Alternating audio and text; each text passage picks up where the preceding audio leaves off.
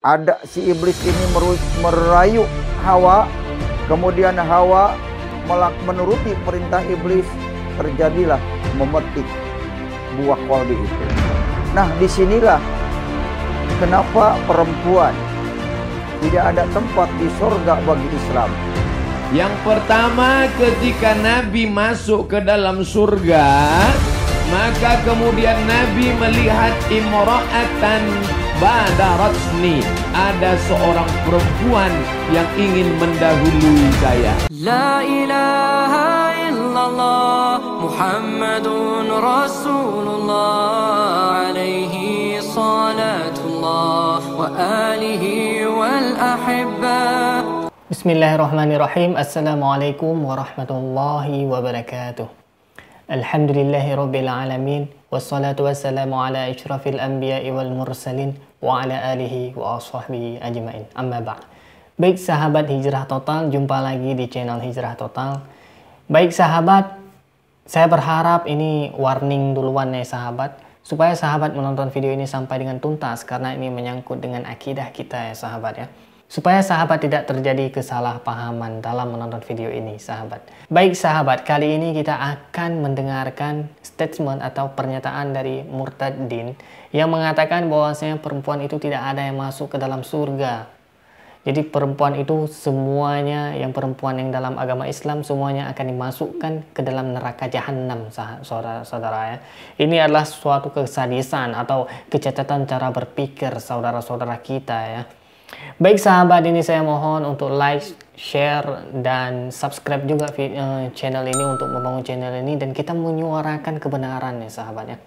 Baik sahabat, tidak perlu berlama-lama sahabat. Kita akan mendengarkan langsung dan mengklarifikasi titik temu permasalahan apa penyebab yang Bapak itu sampaikan sehingga dia mengatakan bahwasanya tidak ada satu orang pun perempuan di dalam agama Islam yang akan masuk ke dalam surga, melainkan masuk ke neraka jahanam. Ini dia videonya sahabat. Lalu ada Hawa bercerita kepada iblis, "Oh, tidak begitu. Memang kami disediakan di surga untuk hidup nikmat, apa saja boleh dimakan. Cuma itu ada satu pohon yang tidak boleh dimakan. Kalau saya memakannya, maka saya akan mati." Perkataan itu di copy paste oleh iblis. Kata iblis, "Oh, bukan seperti itu, Hawa. Kalau kamu memakan buah khuldi itu, yang buahnya manis, merah, indah, menawan, kamu akan kekal di dunia, di surga dan bersama Adam. Nah, sebetulnya kalau kamu memakan buah itu akan seperti Tuhan, mengetahui yang salah dan yang jahat." Baik sahabat, kita sudah dengarkan, berikut adalah pembuka dari cerita Nabi Adam dan Siti Hawa dalam surga ketika digoda oleh iblis. Ini tidak jauh berbeda dengan cerita kita dalam Islam, yaitu ketika Siti Hawa digoda oleh iblis. Kemudian Allah memberikan hukuman berupa turun ke bumi. Tapi itu merupakan bukan suatu kesalahan yang memang murni kesalahan. Karena Allah berfirman, "Inni ja'ilun fil ardi khalifah." Allah akan menjadikan di bumi ini pengganti. Jadi sebelumnya bumi ini sudah ada penghuni, yaitu berupa jin, kaum jin sahabat. Kemudian Allah ingin mengganti, merubah peradaban bumi dari kaum jin. Allah akan mengirim manusia, yaitu dan Nabi Adam adalah manusia pertama. Itulah sebabnya Allah membuat kesalahan, karena semua nabi itu maksum sahabat, semua nabi itu termaafkan, dijaga sahabat. Tapi itu Allah menciptakan sebab, makanya Nabi Adam diturunkan ke bumi. Bukan berarti Nabi Adam itu pendosa, bukan berarti Nabi Adam itu asi, orang yang bermaksiat. Tapi Nabi Adam itu merupakan, Allah ingin menciptakan sebab, makanya Nabi Adam ditersalahkan, bukan salah sahabat, jadi ditersalahkan, tersalah. Oleh karena itu Nabi Adam dan Siti Hawa, dan kita sama-sama mencintai Nabi Adam. Oke sahabat, kita lanjutkan ini video dari orang Murtadin ini yang salah mengartikan mengenai perempuan. Di situ rasa penasaran Hawa memuncak. Kemudian ada si iblis ini merayu Hawa, kemudian Hawa menuruti perintah iblis, terjadilah memetik buah kholdi itu. Nah, disinilah kenapa perempuan tidak ada tempat di surga bagi Islam. Karena cerita inilah Hawa berdosa melanggar aturan firman Tuhan itu. Kasihan jadi nasib perempuan yang ada di agama Islam. Di dunia di madu, di akhirat masuk neraka. Di dunia dijadikan hanya tempat bercocok tanam yang subur, di akhirat dimadu dengan bidadari 472. Bayangkan begitu sakitnya ku di sini perempuan-perempuan orang Islam ini. Nah, kenapa saya menyampaikan ini? Ini kebenaran yang perlu disampaikan, perlu diketahui oleh semua orang. Ini cikal bakal manusia terjadinya jatuh ke dalam dosa. Baik sahabat, kita sudah dengarkan bersama-sama. Sebenarnya kita pengen ketawa ya sahabat ya.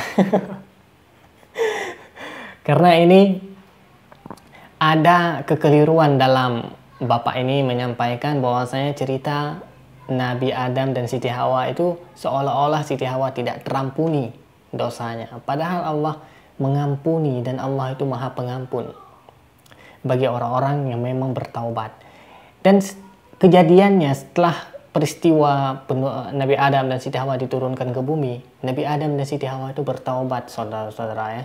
Sahabat-sahabatku sekalian yang meyakini bahwasanya Nabi Adam itu maksum dan diampuni dosanya, berarti Anda tercerahkan dengan cahaya iman. Tapi bagi orang yang tidak meyakini Nabi Adam dan Siti Hawa itu terampuni, itu adalah sesuatu yang keliru sahabat. Baik sahabat, dalam agama Islam malah ada dikatakan bahwasanya perempuan pertama dari golongan umat Nabi Muhammad yang masuk surga.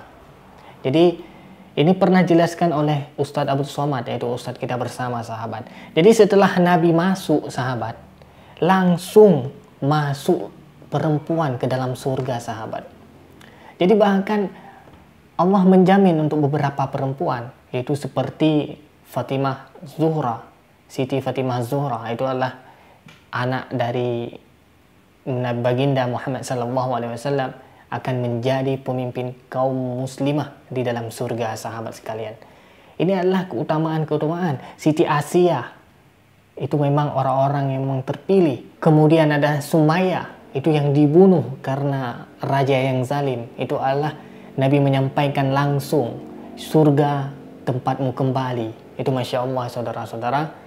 Dan sahabat, kita harus yakini bahwasanya kalau misalkan ini secara logika sahabat, misalkan perempuan itu tidak masuk ke dalam surga, berarti letak keadilan Allah, letak keadilan Tuhan itu di mana? Nggak mungkin sahabat. Itu dari segi logika kita berpikir seperti itu sahabat. Terlebih lagi menurut pedoman agama Islam, menurut ajaran Islam, perempuan berhak masuk ke dalam surga karena innallaha la yanzuru ila ajsamikum wala suwarikum walakin yanzuru ila qulubikum. Allah nggak peduli bagaimana warna kulit kita, bagaimana bentuk kita, bagaimana kita dan dari negara mana kita. Allah tidak peduli itu apapun jenis kelamin kita. Tapi kalau misalkan iman kita tinggi, iman kita baik, iman kita kuat, insya Allah kita semua akan masuk ke dalam surga. Baik sahabat, ini untuk mengakhiri video ini kita akan dengarkan sedikit cuplikan mengenai perempuan yang akan masuk surga pertama setelah Nabi Muhammad SAW yang disampaikan langsung oleh guru kita bersama Ustadz Abdul Somad. Yang pertama, ketika Nabi masuk ke dalam surga, maka kemudian Nabi melihat imra'atan badaratsni, ada seorang perempuan yang ingin mendahului saya, ingin melomba saya masuk surga. Maka dari hadis ini dapat disimpulkan bahwa yang pertama masuk surga itu laki-laki apa perempuan?